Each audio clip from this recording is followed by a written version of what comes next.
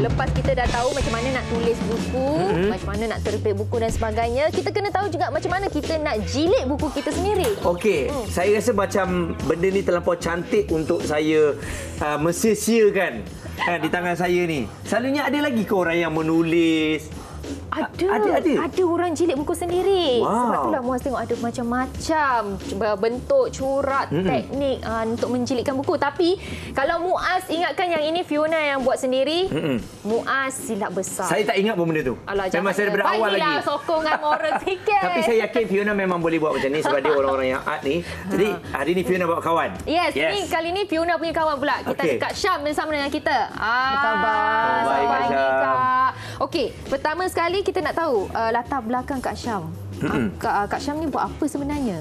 Saya sebenarnya kalau ikutkan kerja lama saya graphic designer. Tapi sebenarnya skill untuk membuat buku ni saya belajar masa saya belajar kat New Zealand. Masa tu saya melanjutkan pelajaran dalam bidang computer graphic design. Tapi masa tahun akhir tu dia orang ada tawarkan elective class untuk membuat buku. Jadi saya ni memang dari kecil memang suka buat art and craft. So saya ambil peluang tu untuk belajar skill tu lah. Jadi bila saya bekerja selama dalam industri advertising semua kan, jump into one corporate to another corporate. Sebelum saya umur 40 saya cakap, saya tak nak kerja dengan orang lain. Saya nak buat sendiri, saya nak buat buku dan saya nak buat craft. So, saya dah buat benda ni selama 12 tahun dan survive. Luar So, biasa. inilah my bread and butter lah. Hebat je. Sebab saya rasa Kak Syah boleh je teruskan kerja tu dengan gaji yang selesa apa semua kan. Tapi itulah orang-orang art ni susah. Kita tak boleh halang dia. Yes, you don't halang us. Tak happy tau. Nanti. Happy ke nak duit. So, saya pilih happy lah. Nampak di wajahnya tu. Berseri-seri kan sebab betul. Gembira, bahagia dengan apa yang dia buat tu. Okey, tapi kita tak pandai tentang nak jilid buku ni. Tahu-tahu macam dekat kilang je yang ada macam bind buku semua tu kan. Macam mana sebenarnya kita nak jilid buku? Jilid buku tu sebenarnya asalkan ada minat. Kita of course kita kena ada material dia, paper, kulit buku. Lepas tu dan yang paling penting kita tahu cara-cara untuk menjahitnya. Sebab teknik yang saya ada kat sini kan, kalau tengok macam ni, kalau sebenarnya nampak buku tu square je, tapi kalau you tengok dekat bahagian spine tu, itulah seni dia. Dia ada macam-macam jenis dan nama dia pun berlainan. So macam ada yang macam buku ni saya personalize kan, nampak tak stitch. So adalah customer yang nak nama kat sini. So saya personalize kan dan stitching ni membentuk dia orang punya initial. Baru nampak. Yes, Wafa. Okey. Kan? Yang ini Kak Syam buat jilid dekat dia punya spine je ataupun ada buat cover sekali? Ni cover dia yang macam ni. Kalau klien saya menggunakan fabric lah. Saya memang obses dengan fabric. Saya ada collection fabric. Sebab fabric tu kita boleh jadikan cover. So stitching dia macam ni kan. Macam ni personalize lah. Saya pun boleh personalizekan untuk yang dalam juga. Tapi contoh-contoh paper pun lain-lain. Tujuan dia pun lain-lain. Ada yang untuk buat watercolor, ada yang untuk menulis. So sebenarnya scope tu kita nampak buku je, tapi dalam buku tu dengan paper yang berjenis, cover yang macam-macam yang kita boleh explore. Bayangkan cuma ruang lingkup tu buku je, tapi banyak sangat benda yang kita boleh combine. Lagi-lagi pun saya graphic designer background. Saya boleh combinekan macam printing. Contohnya macam ni, buku yang ni, ini saya sit screen sendiri. Okey. Kalau macam teknik yang buku biru ni, saya menggunakan teknik Sinoprint. Dia macam fotografi punya teknik lama-lama. So maksudnya kalau macam ni cuma satu je yang ada. So dia limited edition lah. Betul lah. Ini saya rasa saya tak malu untuk pergi mana-mana untuk saya pegang. Saya bangga. Oh ya ke? Kan sebab desain yang cantik dan awak ni macam ni macam nama dia centipede. Nampak tak macam lipan? macam lipan betul. Saya daripada tadi duduk pegang ni. Kan macam saya tak pernah nampak tau. Tapi kan macam mana kita nak jilid buku sebenarnya, kita perlukan apa dan teknik dia macam mana kita nak buat? Material basic dia sebenarnya kita cuma memerlukan kertas. Kertas ni selalunya saya akan full setengah. Contohnya kalau buku ni kertas dia sebenarnya saiz dia ni, tapi saya akan fullkan setengah sebab Kak Syam nak ajar Fiona dengan Muaz buatkan hari ni. Apa kata I ajar you all paling simple punya buku 35. Okey. Yes. Boleh. Okey, jom. Boleh. Siapa yang banyak hutang tu siap So yang ni, ni untuk Muaz. Okey, Muaz, ini untuk Fiona. Okey. Dan tengok ni, tapi dari segi pemilihan benang tu, yang ni warna hijau kan, jadi Fiona punya warna hijau lah. Okey, benang apa yang sesuai ni? Ni benang ni, ini wax thread yang orang craft selalu gunakan untuk pembuatan leather. Tapi sebenarnya benang apa-apa pun boleh. Asalkan dia punya ply tu solid, dia takkan putus. Dia takkan putus. Boleh tahan lama lah. Boleh tahan Walaupun lama. buka banyak kali. Betul. Saya tengok benang dengan jarum ni masuk pun saya dah give up. Oh, serius lah. Betul-betul saya ni bukan orang art. Tapi Kak tolong tunjukkan saya supaya saya ada ni semangat Fiona ni. punya. Okey. Dia belum start, dia dah nak give up ni. Macam mana ni? Kan sebenarnya senang je. Okey, sekarang ni kalau kita tengok buku ni, dia mengandungi kertas bahagian dalam dan dia ada kulit. Okey.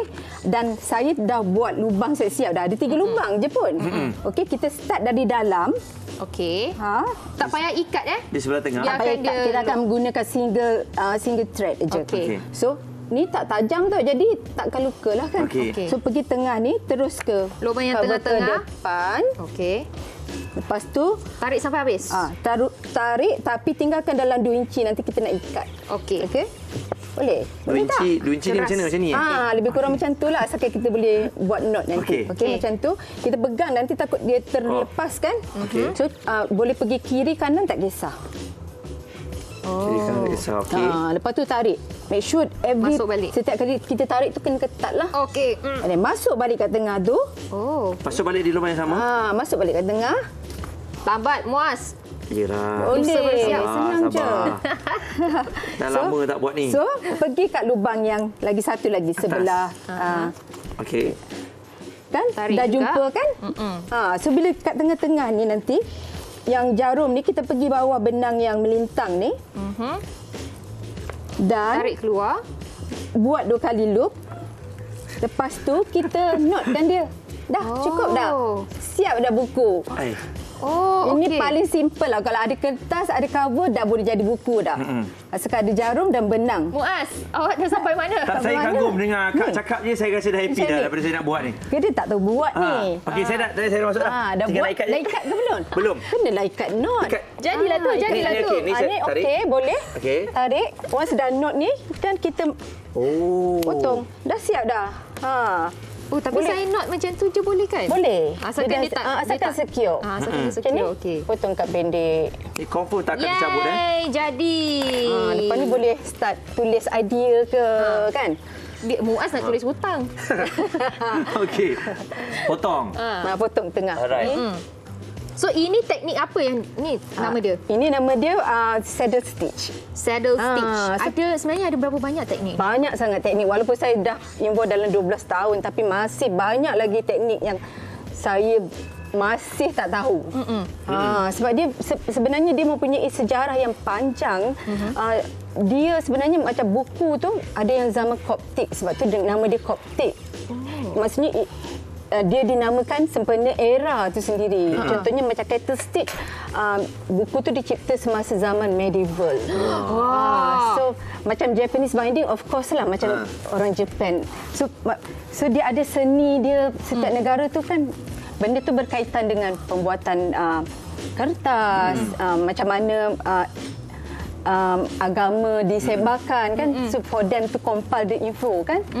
Kalau kat Malaysia sendiri, kertas yang paling mudah untuk didapati, sebab mungkin kalau orang yang jarang bawa buku ni, semuanya akan jadi masalah. Mana nak dapat kertas apa yang... Saya kalau pergi nak cari kertas, saya tahu kertas dia, padahal kertas ni ada macam-macam jenis. Banyak jenis kan. kan? Sebenarnya kita ada a few paper merchant dekat Malaysia ni, tapi boleh je pergi kat kedai-kedai stationery dan ambil, contohnya macam watercolor drawing pad tu, boleh je guna dan buat buku. Maksudnya tak ada sebab kan. Tak ada sebab, betul. Tak ada sebab untuk tak boleh buat buku. Cuma perlu ingatlah step-step dia semua. Dia tak susah sebenarnya. Asalkan ada minat, ada passion, boleh je buat. Kak Syam, ada banyak desain nak jilid buku ni. Antara banyak-banyak desain ni, manakah yang mendapat sambutan paling banyak? Yang paling mendapat sambutan tu yang ni. Sebab macam selalunya klien akan datang kepada saya, dia want to request untuk bagi hadiah kan. So dia orang nak benda tu personalize. So bila personalize ni maksudnya tak ada benda ni tak ada dua. Satu je. Ini bukan annual gift kita bagi. Betul. Tiap tahun company akan bagi, bukan. Ni ada seorang je. Susahlah nak bagi. Kan? Sebab kita fikir macam nak buat untuk satu-satu orang, company ada banyak orang. Macam mana kita nak buat kan? Tapi memang tak boleh compare tau. Man-made dengan handmade. Betul. Memang different. Betul. Tapi kan kita fikir sebab yang ini I'm sure harga dia like mahal sikit compare to harga buku yang kita beli kat luar. Betul. Masalahnya bila kita dah habis pakai buku ni, boleh tak kita refill? Like kertas-kertas mana lagi? yang ada teknik yang boleh refill sebenarnya tapi tak ada kat sini, tapi sebab dia dah fix tau. Bukan ke buku tu kan, konten dia tu yang kenapa nak buang kan, sayang kan. Maksudnya you have to keep that, benda tu boleh inherit kepada anak-anak ke kan.